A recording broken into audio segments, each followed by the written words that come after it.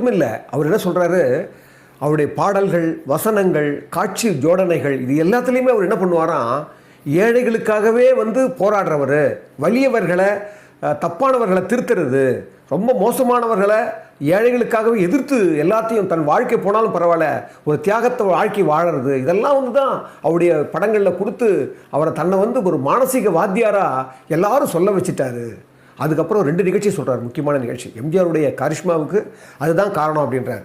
முதல் நிகழ்ச்சி வந்து 1959 அங்கே சீர்காழியில் குண்டுமணியை தூக்கி காலில் அந்த அந்த ட்ராமாவில் போட்டார் பாருங்க, அந்த கால் உடஞ்சி போச்சு பாருங்கள். அந்த உடந்து போன கால் போன உடனே இண்டஸ்ட்ரியே பேச ஆரம்பிச்சிச்சான், எம்ஜிஆர் இனிமேல் நடக்க முடியாது, ஓட முடியாது, அவர் அவ்வளோதான் அவருடைய வாழ்வு.